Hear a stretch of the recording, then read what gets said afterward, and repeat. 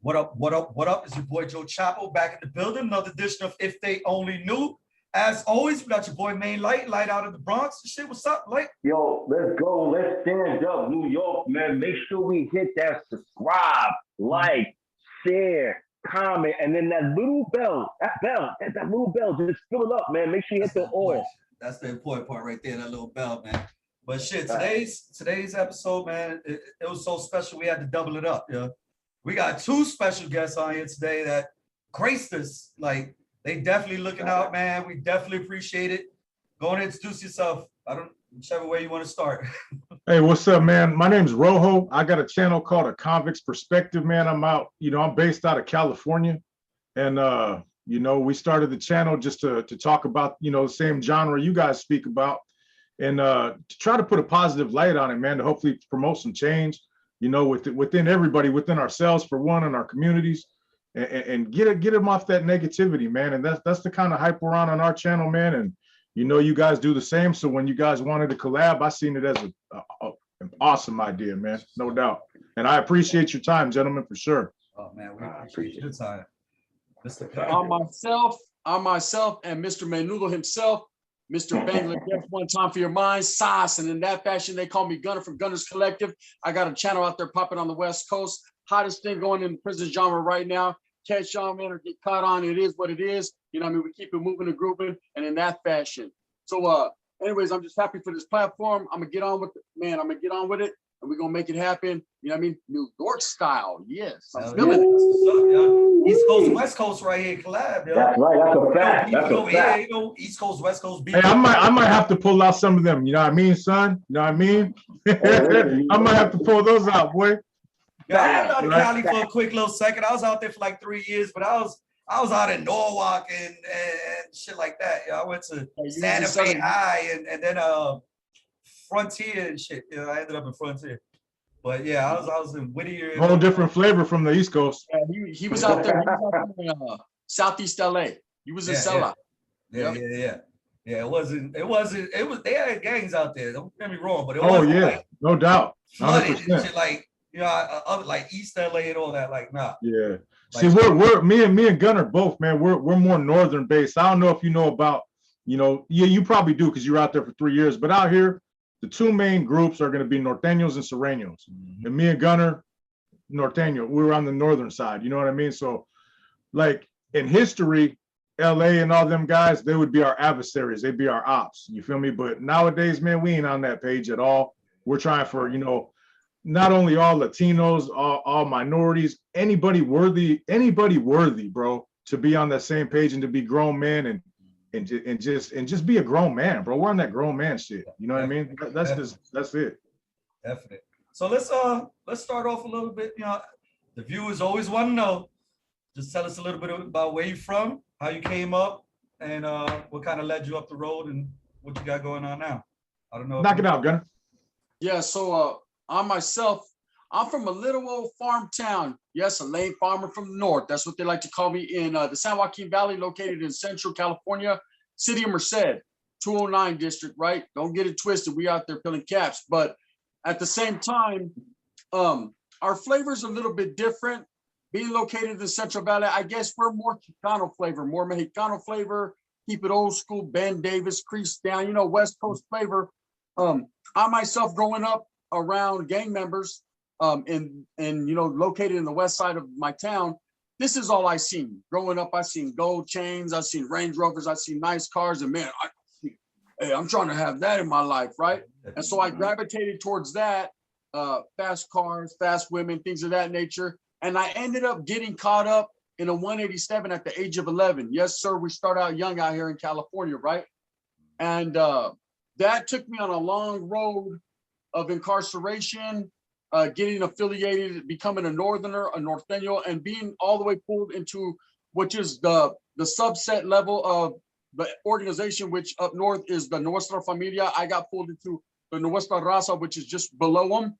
And my career just gravitated, just a lot of gang violence, a lot of he said, she said, politics, prison things. And yeah, man, I could sit here and tell you stories and go on for days of things that happen. And refer to my channel, you hear all that. But at the same time, that's pretty much my get down, man. Just a kid out there, hard knock life. Started out in the streets, single mother home, and gravitated towards prison, where ultimately most of us end up, where I am out there making the right moves, you know. But now I'm making the best moves. I'm making my power moves in shower shoes, pulling hoses, strippers, and Gucci slippers, and that's what I'm doing.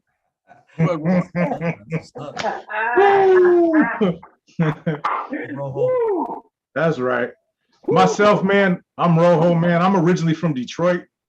I lived there until the mid 80s and then relocated to Houston, Texas. But I used to go back and forth between Houston and Detroit growing up. Caught my first little term when I was like 13, ended up in the Texas Youth Commission, you know what I mean, which is juvenile jail for those who aren't familiar, juvenile prison, you know, more accurately. About 17 years old, man, I started running with the Latin Kings in Houston. Never decided to join up with them because of some incarceration issues and being separated from the group.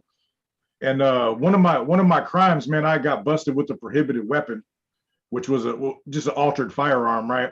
And they told me I could take 10 years, which really ain't shit in Texas, the way their sentencing was at the time, out of parole in 13 months. But it so happened in the meantime, my family was planning on moving to California anyway. So lawyer talked to district attorney about how about if he leaves the state, we'll let him, you know, we won't pursue this. We'll give him probation, violate him in Texas. So if I got caught in Texas within 10 years, I'd be violating the probation. I go to prison anyway. And they just gone ahead and sent me to California, continue me on probation. Got out to California to the Bay Area, man. I was like, Concord, Pittsburgh, Antioch, it's East Bay, Oakland suburbs, you know, for the listeners to understand. Man, I caught a beef right away, man. See, in Texas, man, when you're 17, you go to the county jail, not when you're 18, like in a lot of places. So I had got out of the county down there, went out to California, ended up back in juvenile hall. Got sentenced as an adult, you know what I'm saying? Got a little small term in the county. Wasn't out long, went to prison, man. We used to break into stores, man, jewelry stores and gun stores. That was our thing. We drive stolen vehicles through the front, you know what I mean, and get our stuff, you know what I mean? I go to prison for that, man. My first term, man, I was in general population, chilling, no problems. Right before I'm about to parole, somebody dropped a kite on me, said I was causing tension on the yard. Parole from the hole. When you parole from the hole, when you come back, you go directly to the hole until you see classification. During that time in the hole, man, I got into it with the gang coordinator trying to pump me for information. I told him basically to, you know, polish me up, you know what I'm saying? And they gave me what's called a validation, which means I was certified by the state as a prison gang member. Bear in mind, at the time, I wasn't.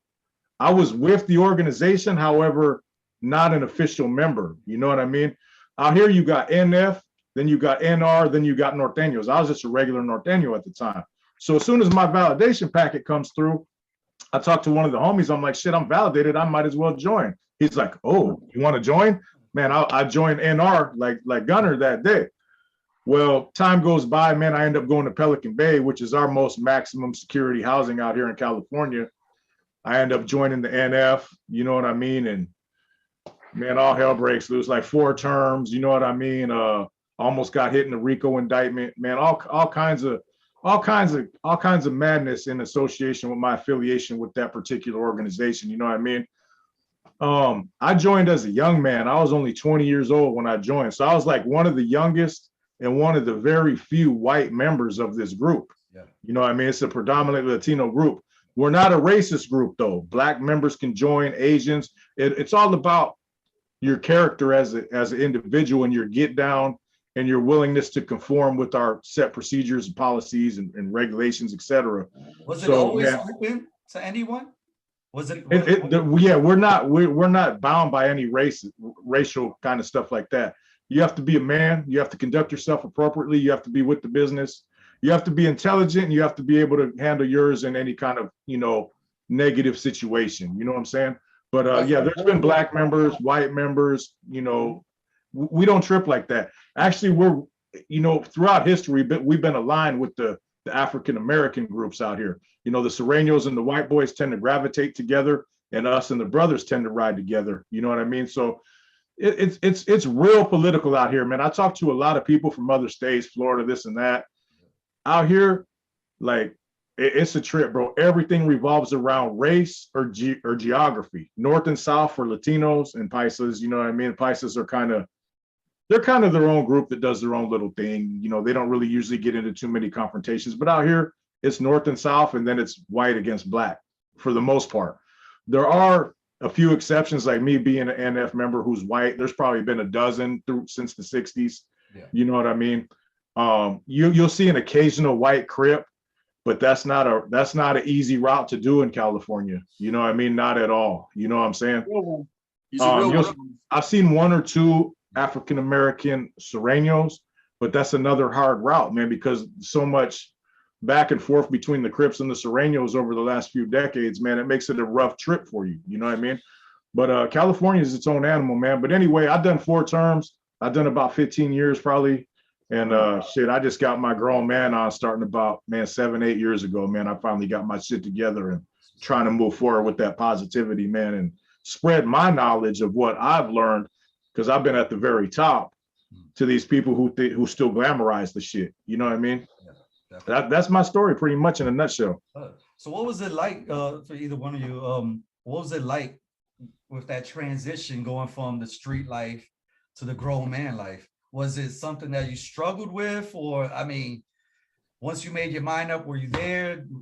You know, how was that transition? Yeah, with me, I mean, for a while there, it's when you only know one thing for so long, it's hard to wake up one day and look yourself in the mirror and say, man, it's all over. My career's over. That's it. Because, in California, that's what we label it. We call it a career. Yeah. Even though it ain't like being no baseball player, even though sometimes we do have to use bats, right? Yeah. But I'm like, I had to look myself in the mirror, because the only one that could judge you is yourself. Yeah.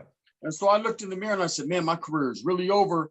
And it took me a while, man. It took me a couple years to really give up the ghost, to really disassociate myself. Still today, I'm not fully, look, you see, this is a predominant color that we rock. I still have that, but at the same time, I'm trying to promote unity, right? So I still have little things, little symbolizations. It's hard to let go. And I'll always have love for my people and that movement and that cause that I joined, because I was a true believer. But at the same time, man, you have to, there's separation in life. You have to understand that if you want to keep going left, you're going to keep going in circles. It's time to make the right, see what's down that road. So that's the route that I chose. And I'm still doing this as far as getting my grown man on, being a man, but not a grown man. You know what I mean? And it's different. So every day is a struggle. Like, okay, I got to let that. But you got to understand, I got incarcerated at a very young age. So I ain't even going to lie. I'm institutionalized. Prison is on my mind. Gangs are on my mind every single day. Hence why I created a channel. Basically, it's my way of putting it out there, getting it off my chest and letting the masses find out and know, give them some education onto what I went through, things that I've seen, people I know, places I've been, and to, that there's positive ways to go to get away from that. Yeah. So this is what I'm doing, and I'm just going to continue as such. But yeah, man, it's a hard road. It's not easy for anyone that says, to each their own, but for me, it wasn't easy. We'll say it like that. Yeah. Good, Ro. Hey, my hardest thing with that transition, man, was, when you disassociate yourself kind of out here, you're kind of labeled like funny a little bit. You know what I mean? People look at you a little different, and it would suck, man, because I had decades long relationship, and people be like, man, you were at the very top. Why would you walk away? Bro, you don't know what I know, brother. You have no clue. You have no idea. And the harder thing for me, besides the whole banging thing, was my unwillingness to get the bag the right way. I was always chasing the bag. My thing above banging was dropping weight. You know what I'm saying? That was my thing. And that was the hardest thing to give up in the world, man, because it's like, here I am at work. Don't get me wrong. I'm in the union. I make loot. You know what I'm saying? But damn it, if I go see the homeboy right here, give me 3-4 days, I got a half a year's salary. Yep. So that was a real hard thing. You know what I mean? To transition into, man, having somebody tell me what to do 40 hours a week, and, being able to survive but not thrive. You know what I'm saying? And we're trying to do that, man. We got all these little avenues. We're trying to build up this channel. We're trying to get into some, motion picture type stuff. You know what I mean? Yeah. But it requires the patience and you know, just patience really Yeah. that I didn't have more than 10 years ago. 10 years ago, it was like, man, I'm fixing to get me some bread straight up.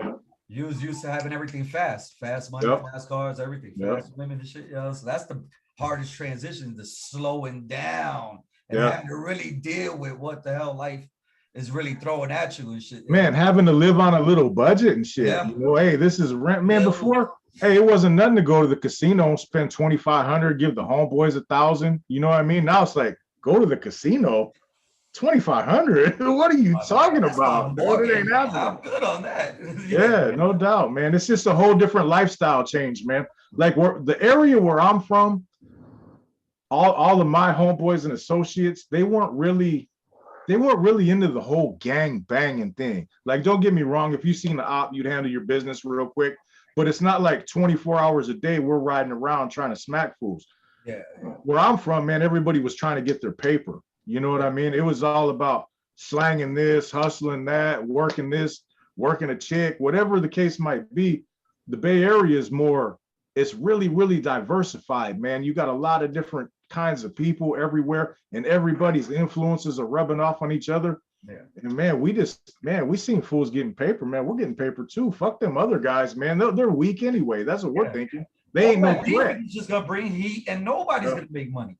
Nah, once the violence comes, that's when the feds and all them start coming too. Exactly. That's what a lot of people don't understand. They be on that kill shit. Oh, Man, you're killing your pockets, bro. exactly. No? Exactly. That's just bringing nothing but heat, man. That's a fact. No doubt. That's a fact. No, I hold on. Yeah. I wanted to kind of go back to where y'all was talking about, you know, where anybody could join a certain gang, you know, as far as Black can join this gang. Like I was in prison in the 90s, so I haven't been back since 2000. So the politics in New York could have changed. I don't know, but I know when I was up north, man, that didn't fly in New York.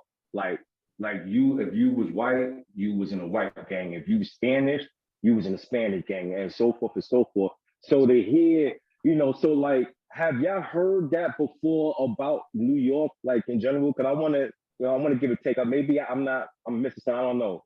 Well, I had heard that there's like Latin kings that have Black fools in it and white boys. You know what I'm saying? And I know the Latin kings' presence is strong enough where they can be like, nah, that's our homeboy. What? You know, same with the Bloods. They're deep out there. Yeah. You know what I mean? I don't know too much about like the Netas or nothing like that, but they're deep. Out here, 99% of the time, you're gonna fall suit with your race. What's a trip is everybody perceives different groups different. Like the Northerners, there's a lot of white Northerners. Like as far as me being NF, there's a few. It is, but it's not so common. You're not gonna see a Black dude running around with the white boys. Occasionally, like once every couple years, you'll see a white boy that runs with the brothers. Yeah. You know what I mean? But for the most part, it's the same. But the only group out here that really trips on the race is the whites. You know what I mean? You're not going to be a Aryan Brotherhood and you're from Compton, you know, with goatee, a perm. You know what I'm saying? It's just not going to happen. But for the most part, it doesn't really cross the racial boundaries. The Northerners, you know, who we associate with, that would be the biggest exception because there's a lot of white fools. There's Native Americans. There's a few Islanders like Samoans and Filipinos and shit. But still, it is predominantly 85% Latino. You know what I mean? But there's no written rules, maybe except for the whites. And even like there's different kind of white boys out here. You got the real Aryan Brotherhood type dudes, and you got the Nazi lowrider type of dudes where they don't play that shit at all. And the skinhead type fools, you know what I mean? Like that. Then you got regular woods that don't necessarily trip, but they're still under them bigger groups umbrella, so they got to fall suit. There's a lot of white boys out here that aren't racist. You know what I mean? I know them from the streets. They be bumping rap. Then they go in there and all of a sudden they're listening to country. You know what I'm saying? It's just survival, bro. People got to do what they got to do to survive. And you know, I was never with that racial bullshit, and that's why when I rolled up, I didn't mess with the white boys. I was like, nah, I'm a Northerner, man. Fuck what y'all talking about. I ain't with that. You know what I mean? But it's the same though. It's the same. As far as New York goes, I don't know a lot about the politics out there. All I know really is the Latin Kings are thick. You know what I'm saying? And the Bloods are thick. I mean, that's about the extent of my knowledge as far as that goes. That's not. I mean, that's pretty much what it is. You know what I mean? See, my take on it is if you do happen to see like a white Crip or a white Blood or whatever the case may be from a predominantly African American gang, best believe he's a real one. Yeah. Best believe he didn't just because the white boys are going to try to holler at him.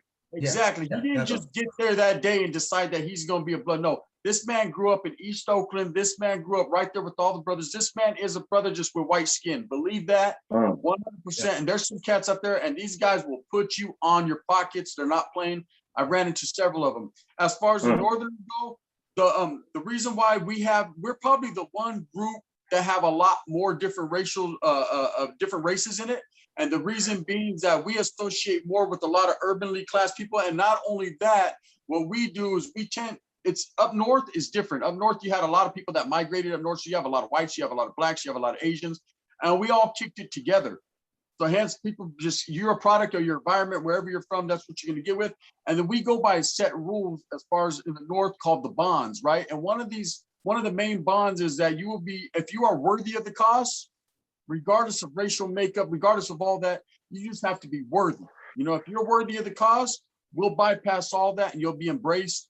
And then it doesn't matter. And then we're going to ride with you to the fullest. If we get a white homeboy such as Ro and he comes in and he's embraced, well, if the white boys try to move on him, it's not even going to be a question. We're going to move on them immediately. And they know better. If they see that he's embraced, they're not even going to come up on him. There's certain times where they might trip and look hard a little bit. But then, you know, there's certain groups in California that people know not to mess with. And there's four predominant gangs in California as far as prison gangs. We're talking about the Aryan Brotherhood, the NF, the Mexican Mafia, and the Black Guerrilla family. And then, of course, with the African Americans, you have a whole bunch of subsets, the Kumi, the 415s out of the Bay, the Bloods, the Crips, so on and so forth. But these four predominant basically run the political makeup of everything in prison. So everyone's going to fall under them. So like I said, just like Rojo said, you're not going to be black joining the whites because they're more on some racial hate type, bigotry type. This is their make. This is what they promote. Yeah. Where the gangs, we're more on the gang tip. You know, we're having racial division just because that's the politics and the makeups of the yards.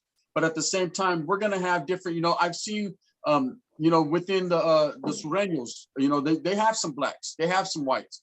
Very minimal because you got to understand that down in LA, it's very congested. There's several barrios and it's just 90% Latino or African American. So this is what there is. You're not going to have too many white boys living in their barrios because, I mean, families, they ain't trying to be over there. They're trying to get up out of there, right? So that's why you're not going to have too many of them. But up north, it's different. Up north, it's embracement. It's a melting pot. There's the Bay Area is a little bit of everybody. So you'll see in certain areas, you go out to Contra Costa County, Fairfield, Vacaville, all that's predominantly white Northerners out there. You go into Oakland and all that, you'll have a lot of brothers that are Northerners, you know what I mean? Because that's where they grew up. Yeah. You go into the Valley, you're going to have a lot of Native Americans, you know what I mean? Indigenous people, because there's a lot of reservations out there. I'm talking about Tulare County, things of that nature. So that's the makeup of North. So everything is different, but at the end of the day, everyone's on that same level. Hey, you're going to fight for your people, and that's just what it is, period. Plain and simple, no matter what race they are. Yeah. So, like, what do you think about the gangs in New York? Like, what do you think about the LA gangs reaching New York? Like, growing up, we grew up with what we call posses, which was our neighborhood and the people we grew up with. It wasn't really anything gang related except for like the language stuff like that. And bike gangs. It was bike gangs. Those were the only gangs. The gangs. Yeah, I mean, they've been around forever. They still gangs out there, don't you? The what? Right, yeah, that's what I'm saying. The spade, the black spade, I think it is, and stuff like that. Yeah. Man, LA, man, them guys were smart. You know what I'm saying? They seen an opportunity to get some paper and organize. Man, hey, when I grew up in Detroit, man, there wasn't no Bloods, Crips. You know, there might have been a small amount of gangster disciples, a small amount of Latin Kings, but mostly it was like Young Boys Incorporated, Best Friends, you know, and that was just basically dope dealers that had a common interest in protecting one another's interests. You know what I'm saying? Yeah. Now Detroit, same thing. Bloods, Crips, That's- Gangster Disciples, Traveling Vice Lords. Same with Houston. When I moved to Houston, Yeah. there was a few Latin Kings and some Black Disciples. That was it. And now they're not. LA just blew up all across the country, man. And a lot of it, man, a lot of it might be real members from LA going to places, relocating, Yeah. you know, recruiting.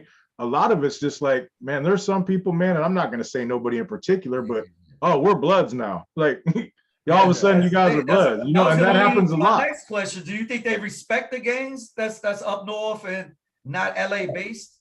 Do you think they respect them on the same level? Like, can a Blood from New York go to LA and still be on the same level? Will they respect them the same way? Probably not, man. But I mean, it's hard to say. It's probably going to be more of an individual thing. You know, if you carry yourself correctly, you know what I mean. You're not trying to go against the grain because you come into somebody else's territory. You kind of got to follow into the way their lifestyle is and get in where you fit in, essentially.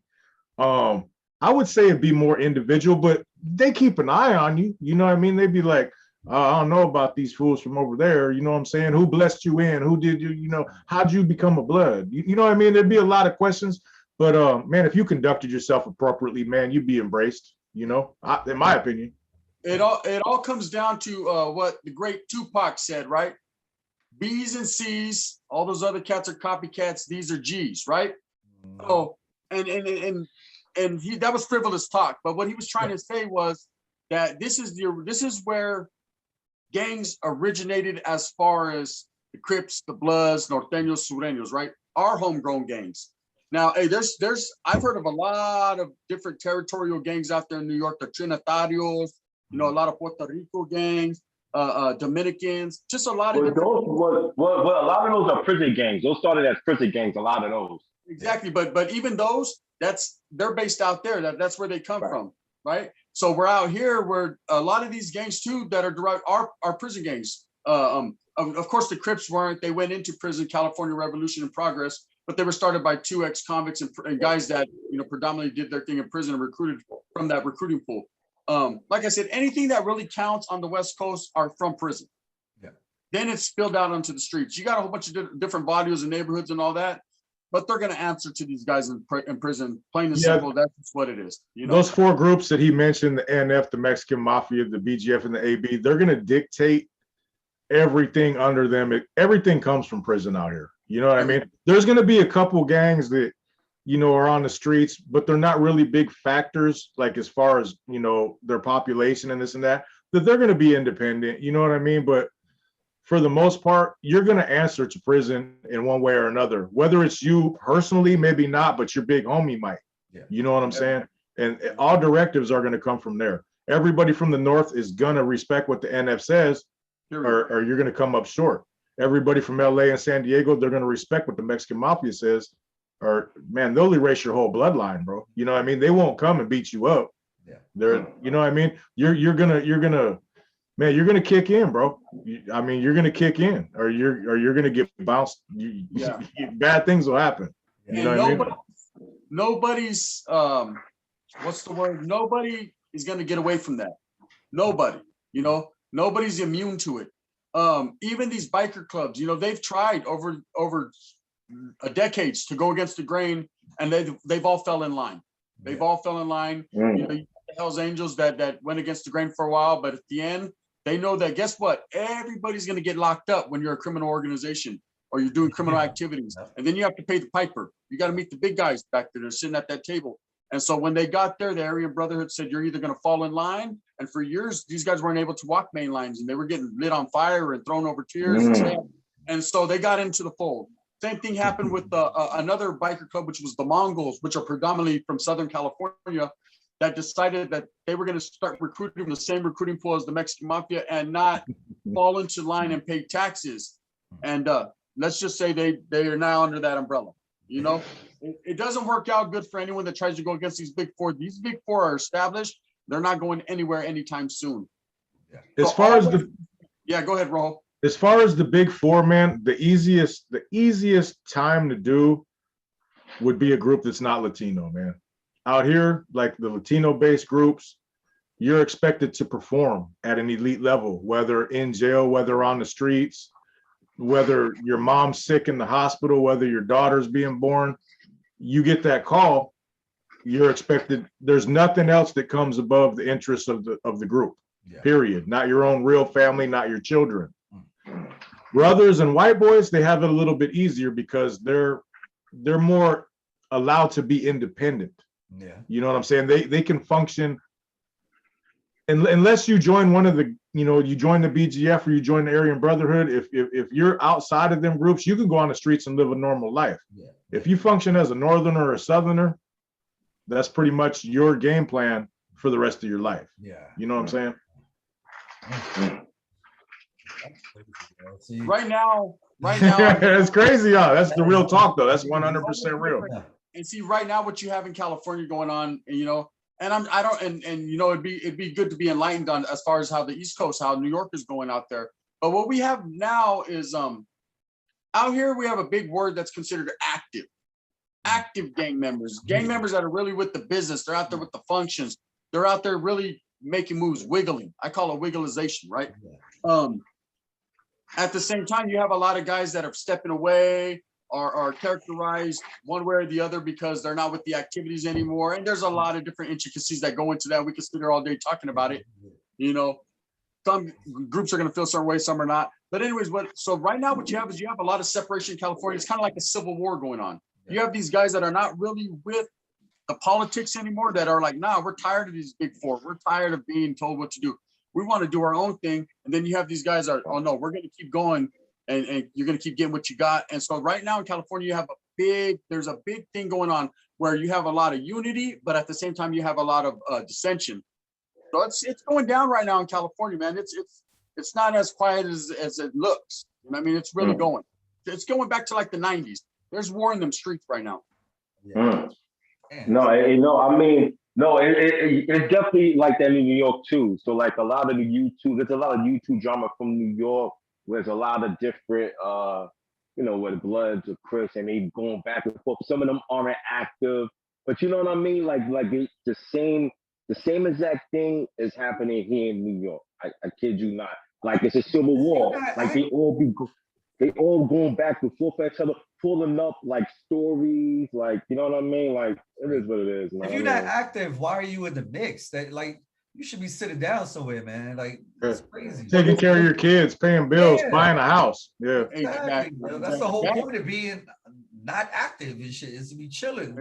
Well, this is the thing, is the guys that are, a lot of them that are non-active and don't want, right, are trying to do that, but these active guys are not letting them. They're feeling some type of way, right? They're feeling some type of way. So these guys, you got to understand, just because a guy walks away or whatever the case may be, he's still a gangster in his heart. He can still get with the activities if he needs to, right? He knows how to squeeze. So when these guys are just not letting him go live his family life, they're not letting him go get that bag, they feel some type of way because they're mad because he's not with them anymore. They're going to move on him. And when they try to move on him, guess what? He's going to move back. And that's where the friction starts. It's not that a lot of, and then you do have, man, I could sit here all day talking about, then you have dropped out gangs and crazy shit. Man, we ain't even gonna get into all that, but I'm just saying, it's just in California, this is a very gang related state. Everything goes by what the gang dictates, period. It's all gangs. And it's all dictated by about 5 people from each group. You know what I mean? Yeah. Damn, man. All right, well shit, yeah. Let's move into a more positive note.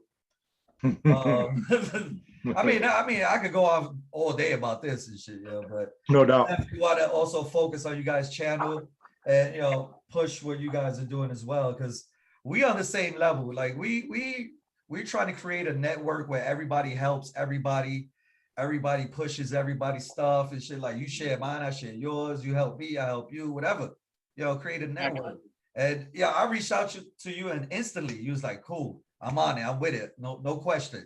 And then you even brought Gunner. Like that was another surprise. Like I got your email, man, and I was on the phone with them, so I was just like, hey, you want to jump on this real quick, man, because maybe this will open a door for you guys in Cali a little more so. Maybe this will open up some doors out in New York and the East Coast. You know what I mean? working a fact. together. Hey, you can accomplish a lot individually, but you can accomplish way more when everybody's on the same page. You know what I mean?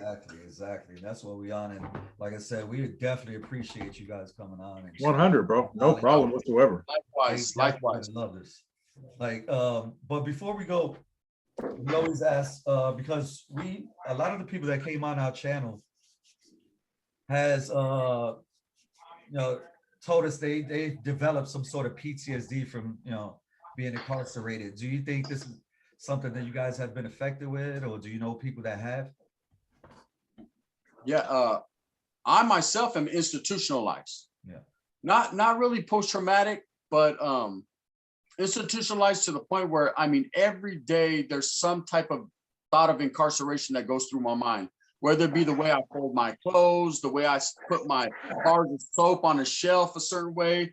Everyone trips because I keep my room like a cell. I mean, I got photo albums. I mean, certain things have to be straight and things have to be a certain way. That's just me, it's because it's a repetitive thing. For doing it so long, I became institutionalized. I wake up at certain times in the morning, count time, right? Oh shit, it's not count time no more, right? I'm going back. But I was so used to it for so long. This is just how it is with me. But I have had a lot of friends that have post-traumatic, man. It's a horrible thing. Yeah. Myself personally, man, I would say I've been fortunate in the amount of time that I've gotten. I've done 4 prison terms. However, they've been relatively short. I've been blessed with some good luck, some bad evidence, etc., whatever you might want to call it. Yeah. But I've done 2, 3, and 4. Now, don't get me wrong. I've been in some messed up places. I've done some messed up things. I've seen some messed up things. I've done a lot of time in Pelican Bay SHU, 23 and 1, that kind of program. I've been up there 3 times. I think with the relatively short amount of times I've done, I've been able to readapt really well. A couple, 2, 3 days, I'm right back in the mix of the streets again, man. That shit's put on the back burner. You know what I mean? I would say it hasn't affected me personally, but yes, I am slightly institutionalized because I still, everywhere I go, I scan for threats. You know what I mean? I'm an observant. Man, if you think I'm not paying attention, you're tripping. It could look like I'm sleeping. I'm listening, watching, all that shit because, man, I've seen shit pop off, man, just in the instant. You know what I'm saying? And I'm prepared for that at all times. You know what I mean? Whether I'm at the restaurant, whether I'm at the mall, and I'm really even more super vigilant when I'm with my kids. You know what I mean? Because, I got to protect you, you know what I'm saying, at any and all costs. You know what I'm saying? So as far as like post-traumatic stress, I would say no, but there's definitely behaviors that I've learned that will never go away. You know what I mean? And, there's nothing wrong with having a good sense of security because we live in some crazy times. You look at that dude over there acting all funny, talking to himself, he might start shooting up some shit. And I'd rather just throat chop his ass and get it out the way. You know what I'm saying? Exactly. Like, miss all that bullshit. But, I think all the lessons that I learned in prison have actually been beneficial in my life. You know what I'm saying?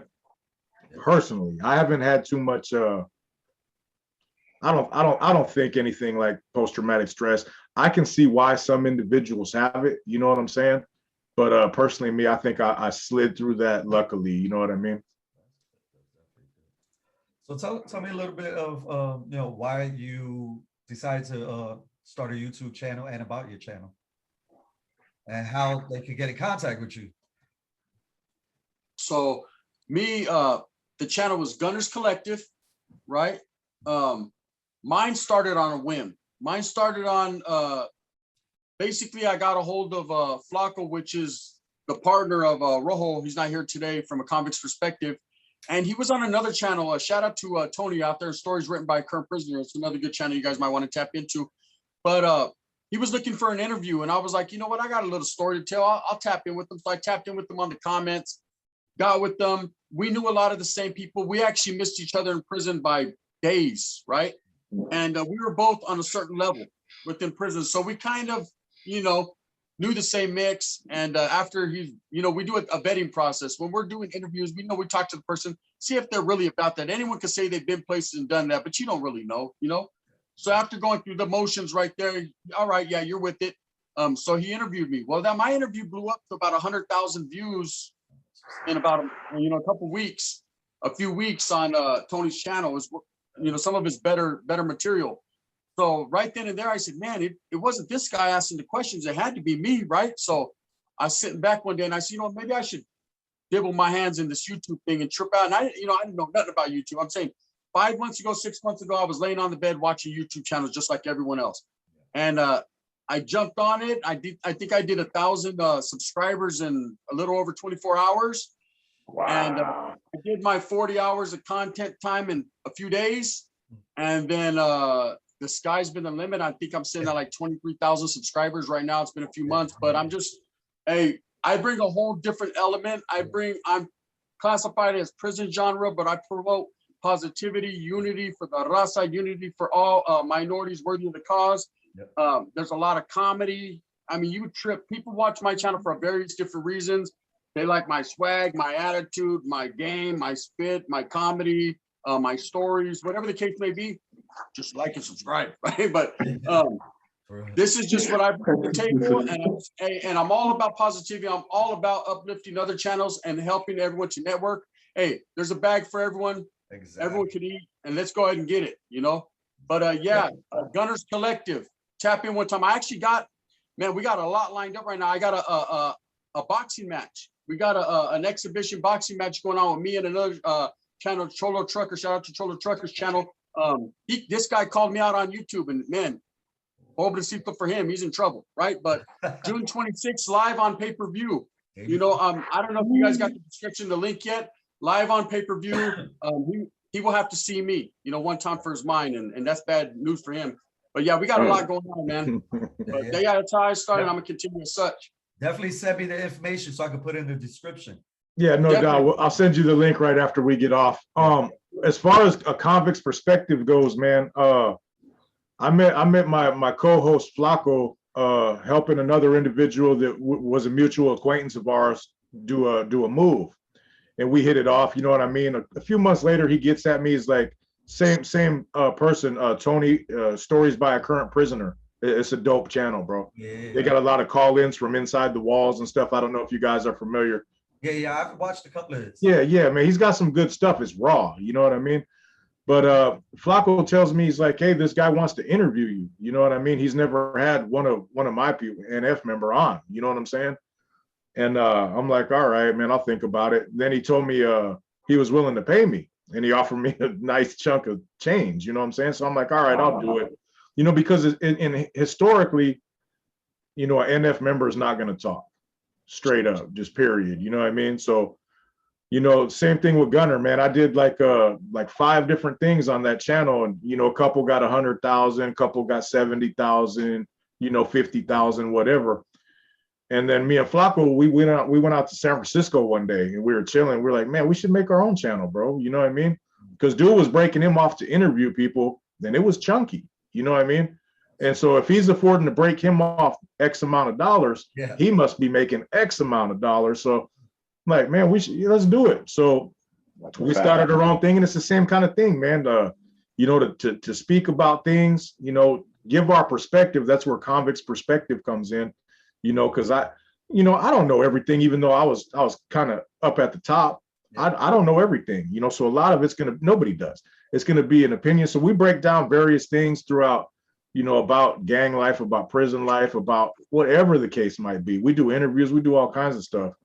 But same thing, we're prison genre, man, but we're on the positivity thing. We're not with that, oh, you guys are from this city, so we don't like you kind of stuff. You know what I mean? We ain't with that stuff, bro. That's childish, bro. I'm a grown man. If you conduct yourself and you present a good character to me, I'm gonna fuck with you straight up. If not, keep it moving. You know what I'm saying? Because I don't got time for that stuff. But it's the same thing. Tony from Stories by a Current Prisoner got us started, and then Flaco, my co-host, both of us. That's why we're all here. You know what I mean?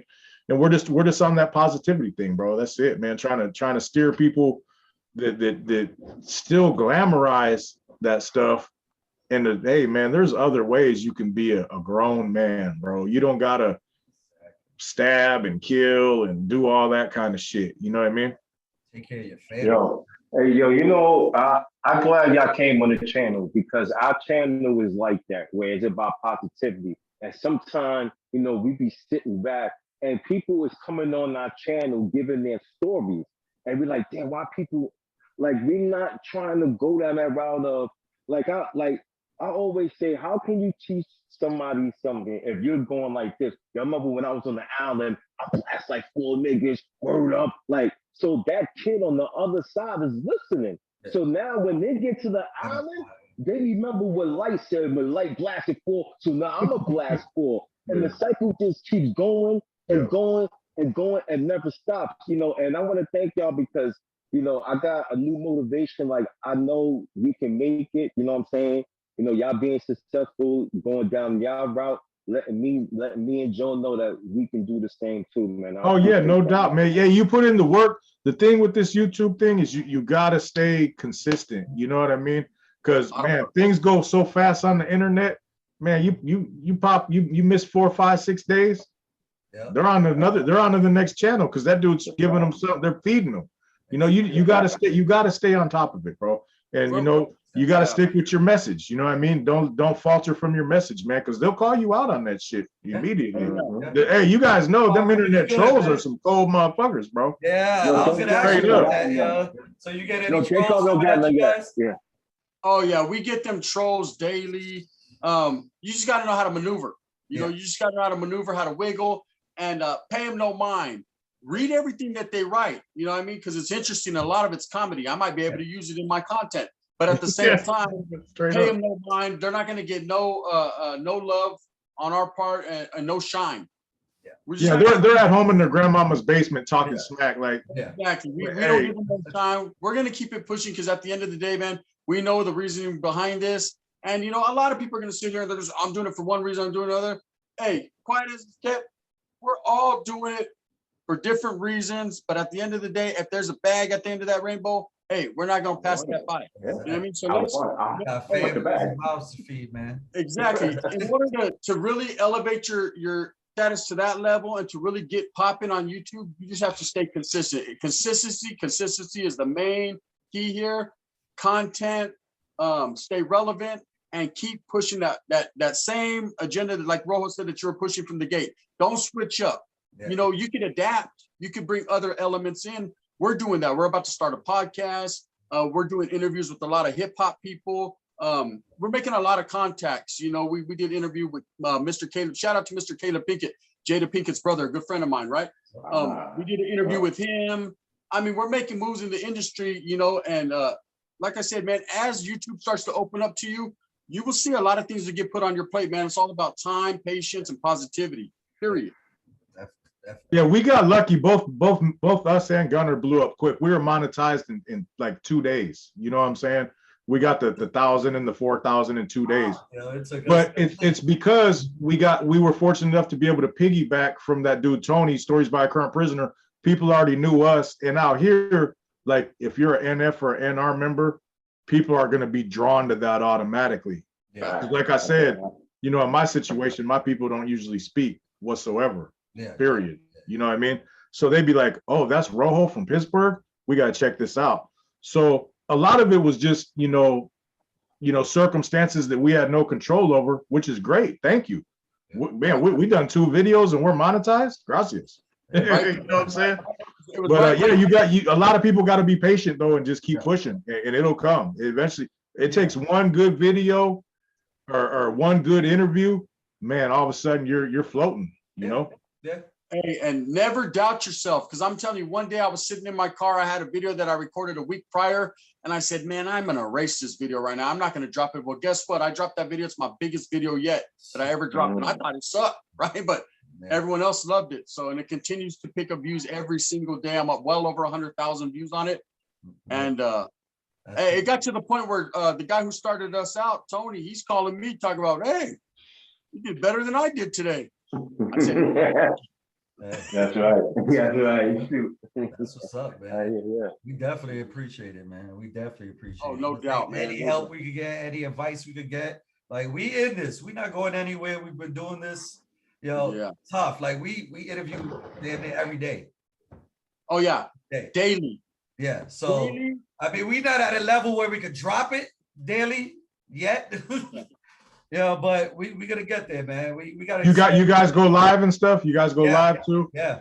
You guys got your super Snapchat, all that stuff set up. We just turned on. We just turned on the super chat. We got our first donation on Friday. Like we go live twice a week, and then we'll drop a video in between to see. Hopefully, we can move forward with dropping, daily. You know what I mean? Yeah. Just don't go back, man. Just always do more. Don't do less. You know what I mean? We drop every day. We're dropping something. You know what I mean? Both of us. You know what I'm saying? See, the thing is, we have the content to drop, but we've noticed it splits the views. Because we don't have a large fan base yet. So some will watch this one and some will watch this one. And then, the numbers look low. So people think it's a whack video and they don't want to watch it. Like, we got to be, ours is like chess. Like, we got to strategically drop these videos at a certain time. We're still like that too, my man. We're still like that too. Hey, some days, like Gunner said, a video you think ain't the best, man, it'll do 20,000. The next day you think you got a banger, you do 1,200. The algorithms and stuff on YouTube are almost impossible to figure out, bro. I just dropped a video a few hours ago, 3 hours ago, about my brother. I got a brother doing 27 years. I've been sitting on this video for about a month, just sitting on this video, just putting other videos before it, steadily. I consistently do 10,000 views. Same thing for Rojo. This is what we do at the minimum. Not even tripping. I just did 5,000 views in an hour and a half, So you just never know when that one is going to hit them. When they like it, it's all timing, man. There's some days we're like, oh yeah, we're winning. And we do 1,000 views in 4 hours. And we're like, what? Right? You just don't know. You can't figure YouTube out. They're going to push who they want to push when they want to push you. And it is what it is. Yeah. Well, shit, like I said. I'll tell you what, thumbnails and titles too, they're important. You know what I mean? You got to get a thumbnail that says, damn, I gotta watch that. Or a title like, damn, that sounds crazy. I click, you know what I mean? There's a lot of work that goes into them thumbnails and just thinking of just different wording even in the titles, bro. We could have 2 different words and have the same kind of video. Y'all might do 20, I might do 2. Yeah. It's crazy, bro. You never know. Yeah. Somebody got the same exact video. They dropped it after us too. And what they had, man, you said they had like 1.2 million or some crazy shit like that. I'm like, what the fuck? Sometimes it gets us, man, but whatever. It's because you'll get there, man. Just keep pushing. Always just keep pushing forward. Don't no backsteps, man. And you'll get there, bro. For real. It'll happen. You guys got good personalities, you mesh well together. Man, you guys are locked in on the right path, no doubt. We're gonna do this, man. I feel good about it. You're there. You got it. You guys got the charisma. You'll be solid. That's what's up. Well, appreciate that. Yeah, no doubt. Now, before we get out of here, man. Just so we try to end this on the message to all of our viewers, all of our ITOKers. Make sure we hit the subscribe, like, share, bell. Anyway, we always try to go out with a positive message. So if there's something that you can tell a young person right now, they're about to cross that street, right? What would you tell them before they cross that street? Straight up, I'd say, go ahead, Gun. Go ahead. No, you go, bro. Straight up, I would tell them, man, hey, a lot of what's going on with gangs and prison is mind games. You know what I mean? There's going to be preaching about, the righteousness of why we do this, and this is what it's for, and for the betterment, and for the safety, and doop-de-doop-de-doop. The bottom line is, any of these groups, what it's going to boil down to is you're expendable. We want your cash, and you're expendable. You got these down dudes, I'm a down homie. 3 years later, man, you were right. 6 months later, man, you were right. I know, I've been there and I've done that. There's 2 things that go from this lifestyle: a casket and a cell. That is it. You keep pushing and keep pushing and keep pushing. You's a bad dude. There's a dude out there that'll sneak you. You know, there's a dude out there with a 50 drum that's gonna hit you out of one of them 50. And those are the only two places you're gonna go. You're gonna get a RICO indictment, you're gonna get a gang enhancement that's gonna wash you for 30, or you're gonna die. And then somebody else, some other man's gonna be disciplining your children. You know what I'm saying? You know, your kids might get took, your wife might go crazy because you're in prison. Now your kids are state raised, and that's gonna repeat the cycle.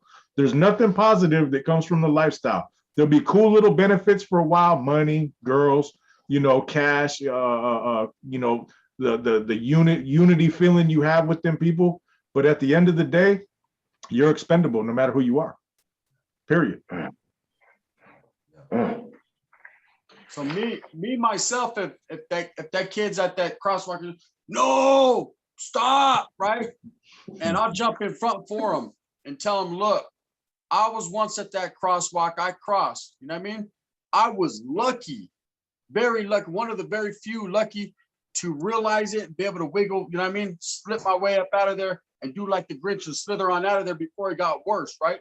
But Rojo's absolutely right. There is no justification for what these guys are going to tell you. They're going to spit poison, propaganda, and everything is about people, united, the people. But at the end, there's only about 3 or 4 people that count, and that's these guys at the end of the rainbow that are trying to get all the money, and then you're done, right? So what I tell kids is it's good to have a good head on your shoulders, get educated, make the right decisions. You know what I mean? Whatever decision that may be, if you decide you want to cross that road, just know in your heart, that's a decision you made of sound mind, right? I'm not going to be the one to say, oh, don't gangbang, don't do that. Do whatever you want to do. I did it. So how can I not tell you not to? Just if you're going to do it for your reasoning and not theirs. So that's where I'm coming from. That's real. I mean, that's facts right there. Well, shit. We definitely appreciate you coming on. No doubt. The jewels on us. Anything you want to share, anything you want to plug, anything we could do to help out, just reach out to us. The doors is open. Hey, we're gonna blast you guys too on our next video or our next live, man. We'll give you guys a shout out too. Let everybody know we did an interview. Go check y'all out. Hopefully get you some action on that. But man, a convict's perspective, Gunners Collective. And man, we're gonna have a dope fight coming up June 26th, man, with him versus Cholo Trucker, which, hey, former ops. Now on some grown man shit. You know what I'm saying? You know, we're not pushing that they're ops and all this and that, because that's not the point of it. What the point of it is 2 grown men that may have been from different places and may have not have seen eye to eye in a past life can push past this just like anybody else can push past it. Yeah. Straight up. And all of it's going to charity, man. It's available on Vimeo.com. All you got to do is go to Vimeo, type in Gunner versus Cholo Trucker, and it'll pop up. You know what I mean? And that's June 26th, and it's going to be banging. We got some undercards. You know, we got some little funny stuff like tamale eating contests and shit. It's just going to be like a 3-hour long event with some good matches and showing that, you know, two groups, you know, because their whole camp would be considered former ops. You know what I'm saying? Just like ours. Can sit down, have some motherfucking tacos, give some handshakes. Let's have a beer. Let's watch a good fight. May the best man win. And what grown man shit. That's what it is. Exactly. Straight up. And what makes this so unique is this the first time this has ever happened in the state of California, or pretty much anywhere, period, where groups have actually got together on the same level and discussed it, worked it out, you know, with the big promotion behind it, you know, and are really doing it. You know, there's gonna be a lot of stars in the crowd. It's a closed facility due to, you know, what the pandemic and things that are going on right now, and rules and regulations. But at the same time, there will be some stars in attendance. So everyone keep your eyes open. Whoever gets this pay-per-view, you might see someone that you think is familiar, or someone you might have seen in a movie a time or two. So, but yeah, definitely going to be an extravaganza. It's going to be something different. And we did that all from the ground up, from the mud, man. We got ourselves out the mud. We did it from this YouTube, showing that anyone can make it. You know, I'm making it to the posters. Let's do it. That's fire. That's fire, yo. Yep. That's Both fire. guys, stay safe, man. Keep doing what you're doing. And again, we appreciate it. And we would love to have you back anytime. Thank you, sir. Hey, likewise. Maybe in the future down the road, man, maybe you guys can come mess with us too on one of our platforms. Help blow you guys up. You know what I'm saying? Yeah. Yo, no it's doubt. right, man. Yo, Hey, as long as you ain't hey, got- it's one of them doors you push it open and then it comes back both ways. You know what I mean? One of them Yo. swinging doors, bro. We got you 100%. Listen, those are the doors I love. You understand what I'm saying? doubt. I don't like No the doubt. doors that when you step through, you got to grab the edge that you might fall. Those are the Yeah. doors I don't like. That's the doors I like right there. Like I said, we're team players, man. Any collabs you guys want to do, man, we make the time for sure. No doubt. Most definitely. Appreciate you guys. Stay safe, man. Stay safe. Thank you, Likewise. brother. If they only knew. Yes, Yo, sir. yo. All right, man. Bang, bang. That's right.